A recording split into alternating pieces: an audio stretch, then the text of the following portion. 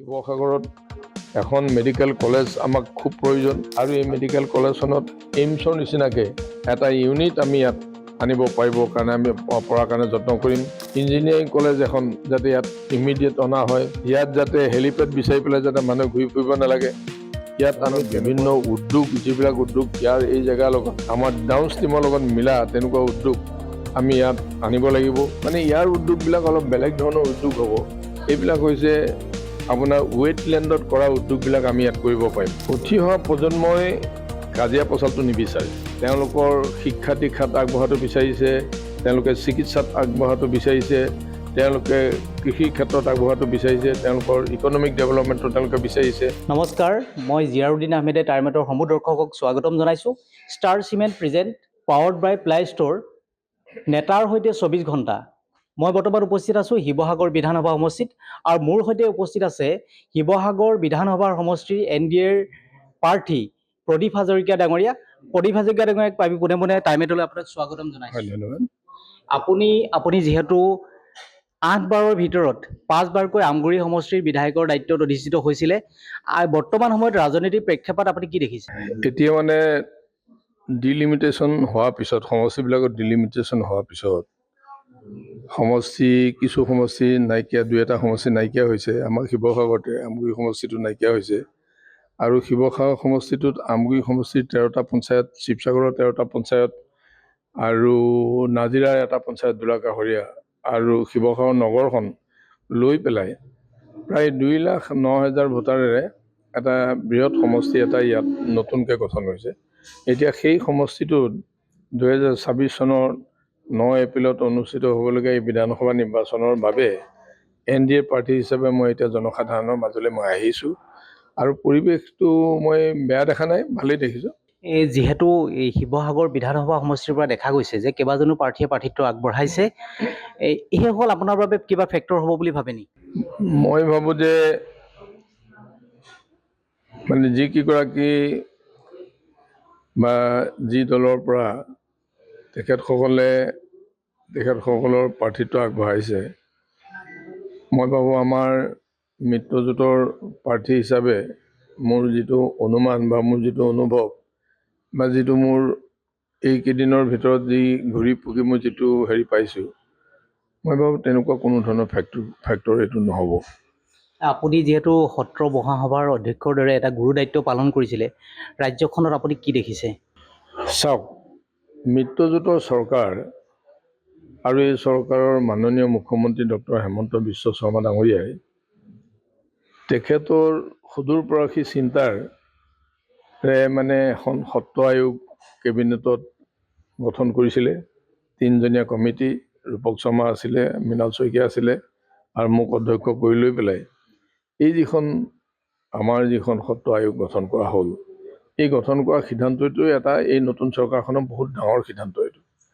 আৰু আমি যিখন প্ৰতিবেদন আমি দাখিল কৰিছোঁ, এখন 1700 পেজৰ 2টা ভলিউমৰ প্ৰতিবেদন এখন, আৰু এই প্ৰতিবেদনখন আমি চৰকাৰক দিয়াৰ পিছত মই ভাবোঁ যে বৰ্তমান মিত্ৰজোঁটৰ চৰকাৰখনৰ যিমানবোৰ ডাঙৰ ডাঙৰ কাম কৰিছে, সেইবিলাকৰ ভিতৰত আটাইতকৈ ডাঙৰ কামটোৱে হৈছে যে এই সত্ৰ আয়োগৰ প্ৰতিবেদনখন, এইটো এটা ডাঙৰ সম্পদ গোটেই অসমীয়া সমাজৰ কাৰণে, জাতিটোৰ কাৰণে, একেবাৰে আমাৰ অসমখনৰ কাৰণে এইটো এটা ডাঙৰ সম্পদ হৈ গৈছে। আৰু ইয়াক ৰিচাৰ্চ যিবিলাক স্কলাৰ আছে অহা দিনবিলাকত নিশ্চয় এই যিখন প্ৰতিবেদন, এই প্ৰতিবেদনখনে তেওঁলোককো মানে বিভিন্ন ধৰণে মেটেৰিয়েলছ যেতিয়া তেওঁলোকক লাগিব, এই প্ৰতিবেদনখনে বহুত সহায় কৰিব। সেইকাৰণে অসমৰ এটা ডাঙৰ সম্পদ হ'ব। আৰু এতিয়াৰ সত্ৰবিলাকৰ বৰ্তমানৰ অৱস্থা এই প্ৰতিবেদনখনত সুন্দৰৰূপে ইয়াত প্ৰতিফলিত হৈছে। আৰু ইয়াৰ পিছতেই অসম চৰকাৰে সত্ৰৰ বহু মাটি, 1 লাখ বিঘা মাটি ইতিমধ্যে তেখেতসকলে উচ্ছেদ কৰি পেলাই মুকলি কৰিছে। আৰু আপোনালোকে জানে বৰদোৱা থান যিখন, তাত যিটো প্ৰজেক্ট এতিয়া নিৰ্মাণ কৰি উলিয়ালে চৰকাৰে, এই চৰকাৰৰ এই নিৰ্মাণ কৰি উলিওৱা এই প্ৰকল্পটোত এতিয়া বিভিন্ন দেশৰ মানুহে, পৰ্যটকেৰে ইয়াত ভৰি পৰিছে আৰু এই জেগাটুকুৰা এটা পবিত্ৰ স্থানত এতিয়া ৰূপ পাইছে। ৰাজ্যৰ মুখ্যমন্ত্ৰী ডাঙৰীয়াও ইতিমধ্যে দেখা গৈছে যে নিৰ্বাচনী প্ৰচাৰ চলাই গৈছে আৰু আপুনিও বৰ্তমান চলাই আছে। এই যি উঠি অহা প্ৰজন্মক আপোনালোকৰ পৰা বহু কথা শিকিব বিচাৰে, কি ক'ব? উঠি অহা প্ৰজন্মই কাজিয়া পচালটো নিবিচাৰে। প্ৰতিবাদ কৰি পেলাই চিঞৰ বাখৰ কৰি থকাটো নতুন প্ৰজন্মই এতিয়া বিচৰা নাই। নতুন প্ৰজন্মই বিচাৰিছে কেনেকৈ তেওঁলোকৰ ভৱিষ্যতটো গোটেই পৃথিৱীখন যি ধৰণে আগবাঢ়িছে তাৰ লগত সমান্তৰালকৈ মিলাই পেলাই তেওঁলোকে খোজকাঢ়ি পেলাই আগবাঢ়িব পাৰে।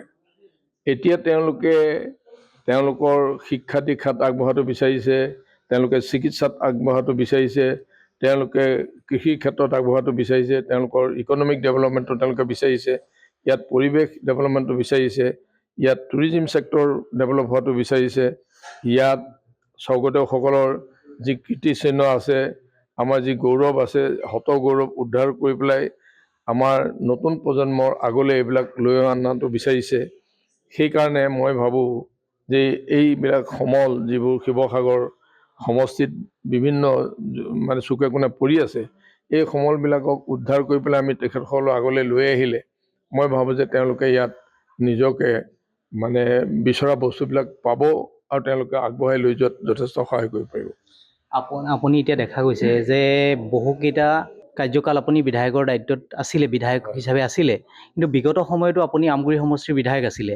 কিন্তু অসমৰ ৰাইজে বা আমগুৰিবাসী বা শিৱসাগৰবাসী ৰাইজে জানিব বিচাৰিব যে এই যি 5টা বছৰ আছিলে বা বিগত সময়ত আছিলে, আপুনি কিছু কামৰ খতিয়ান দিব নি?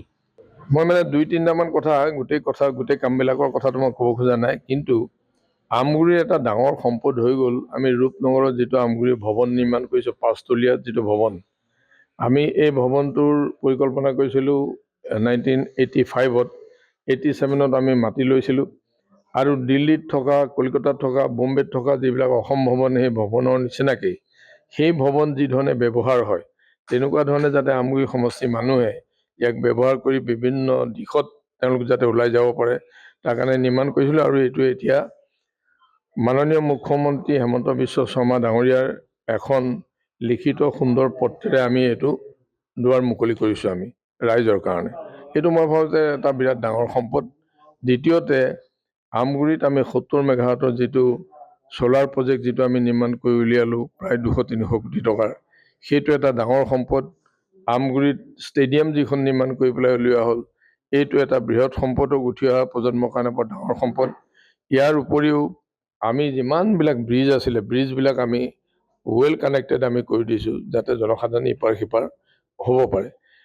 লগতে মই এটা কথা ক'ব লাগিব যে শিৱসাগৰ সমষ্টিত আমি আমগুৰি সমষ্টি থাকোঁতেই ৰুদ্ৰসিংহ ক্ৰীড়া প্ৰকল্পখন আমি নিৰ্মাণ কৰিবলৈ বিধানসভাত আমি বহুবাৰ এইটো প্ৰশ্ন আনিছিলোঁ আৰু আমাৰ প্ৰশ্নৰ আঁত ধৰিয়েই সৰ্বানন্দ সোণোৱাল ডাঙৰীয়া মুখ্যমন্ত্ৰীতেই ফাইনেন্স মিনিষ্টাৰ হেমন্ত বিশ্ব শৰ্মা ডাঙৰীয়া আছিলে, তেখেতসকলে ইয়াতে আৰ্থিক সাহাৰ্য আগবঢ়ালে আৰু আমি জয়সাগৰ হস্পিটেলৰ সন্মুখত অতি সুন্দৰভাৱে মানে এই ষ্টেডিয়ামখন নিৰ্মাণ কৰা হৈছে। আৰু 2021-ৰ পিছত আমাৰ ডক্টৰ হেমন্ত বিশ্ব শৰ্মা ডাঙৰীয়াই এই ষ্টেডিয়ামখন নিৰ্মাণ কৰিবৰ কাৰণে আৰু 50 কোটি টকা ইয়াত আগবঢ়ালে। এইটো এটা গোটেই আমাৰ শিৱসাগৰ সমষ্টিটোৰ কাৰণে বা শিৱসাগৰ জিলাৰ কাৰণে এটা বহুত ডাঙৰ সম্পদ হ'ব। ইয়াত ছুইমিং পুল আছে, ইয়াত ডাইভিং পুল আছে, ইয়াত ইনডোৰ ষ্টেডিয়াম আছে, ইয়াত ফুটবল ষ্টেডিয়াম আছে, ইয়াত এথলেটিক্স ট্ৰেকছ আছে আৰু ইয়াৰ লগত ক্ৰিকেট গ্ৰাউণ্ড লগ লাগি থাকিব আৰু হকী গ্ৰাউণ্ড, এই দুটাও ইয়াত লগতে আহিব। এখন ৰূপহী পথাৰতে নিৰ্মাণ কৰা হৈছে। মই ভাবিছোঁ এইখিনি কেইটামান মই আমাৰ সময়ত কৰা কাম আপোনালোকৰ আগত দাঙি ধৰিলোঁ। তাৰ বাহিৰে অন্য কামবিলাক অন্য সমষ্টিত যেনেকৈ হৈছে তাতকৈ মোৰ সমষ্টিত কোনো গুণে কম হোৱা নাই, বৰঞ্চ বেছিকেই কামবিলাক কৰা হৈছে। অনুষ্ঠান প্ৰতিষ্ঠান, অফিচ কাছাৰী, ৰাস্তা বাট পথ, বিভিন্ন বিদ্যালয়বিলাক, এইবোৰ কামবিলাক কৰা হৈছে তাত। আৰু এই এটা কথা মনলৈ আহিলে হঠাতে, আপোনাক যিহেতু আজি আপোনাৰ লগতে আছোঁ আমি, এতিয়া দেখা পাইছোঁ ৰাইজৰ ওচৰত যিটো ভোট বিচাৰি যোৱা এটা প্ৰক্ৰিয়া, আপুনি ভাষণৰ প্ৰসংগত কৈছিল যে আমি ভোটটো আপোনাৰ ওচৰত ভিক্ষা বিচাৰি আহিছোঁ। যেনে ৰাজনৈতিক নেতাসকলে যেতিয়া এই ভোট বিচাৰি যোৱাৰ যিটো প্ৰক্ৰিয়া, আপুনি এজন জ্যেষ্ঠ ৰাজনৈতিক নেতা হিচাপে এই প্ৰক্ৰিয়াটোৰ সন্দৰ্ভত কি ক'ব? নাই, প্ৰকৃত সত্যটোকেই ৰাইজক ক'ব লাগিব। আমি আচলতে প্ৰতিজন মানুহৰ পৰাই তেওঁলোকৰ গুৰিলৈ গৈ আমি ভোট ভিক্ষাই কৰিব লাগিব। ভোট ভিক্ষা কৰিব লাগিব, তেখেতসকলক সন্তুষ্ট কৰিব লাগিব, তেখেতসকলৰ আগত আমি বিষয়টো ক'ব লাগিব, নিজকে চিনাকি কৰাই দিব লাগিব আৰু তেওঁলোকৰ পৰা তেখেতসকলক সহায় কৰিবৰ কাৰণেই আমাক ভোট যে দান কৰিব লাগে, ভোট ভিক্ষা তেনেধৰণে আমি কৰা উচিত। এইটো this is democracy. Democracy is by the people, of the people, for the people. সেইকাৰণে পাব্লিকৰ পৰা, জনসাধাৰণৰ পৰা, ৰাইজৰ পৰা আমি ভোট ভিক্ষা কৰিব লাগিব। সেইধৰণে ভোট ভিক্ষা কৰিছোঁ আমি। শেষৰটো প্ৰশ্ন, আপুনি যিহেতু শিৱসাগৰ বিধানসভা সমষ্টিৰ পৰা প্ৰতিদ্বন্দ্বিতা আগবঢ়াইছে, আগন্তুক সময়ত আপোনাৰ ভৱিষ্যত পৰিকল্পনা কি? চাওক, শিৱসাগৰ সমষ্টিটো ডাউন ষ্ট্ৰীমত আছে, এইটো আপ ষ্ট্ৰীমত নাই। এইটো মানে জলতংক হৈ থাকে এই সমষ্টিটো। এতিয়া যিটো এৰিয়া কৰিছে, এইফালে হাঁহচৰা, সিফালে মোকালনি, এইফালে দিচাংমুখ, এইফালে আমগুৰি টাউন। এতিয়া ইয়াতে ৰেচিডেঞ্চিয়েল এৰিয়াটো অলপ পৰিছে, কিন্তু উদ্যোগ কৰিব পৰা মানে ইয়াৰ উদ্যোগবিলাক অলপ বেলেগ ধৰণৰ উদ্যোগ হ'ব।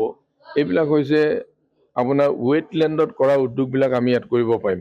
ইয়াত দিচাংমুখ আছে, ইয়াত দৰিকামুখ আছে, ইয়াত দিখৌমুখ আছে, ইয়াত আপোনাৰ খৰখৰী আছে, ইয়াত আপোনাৰ মিটংমুখ আছে, ইয়াত আপোনাৰ নামদাং আছে, ইয়াত আপোনাৰ জাজি আছে, জাজিমুখলৈকে। এতিয়া গোটেই মুখবিলাক ইয়াত পৰিছে আৰু ব্ৰহ্মপুত্ৰখন ইয়াত আছে।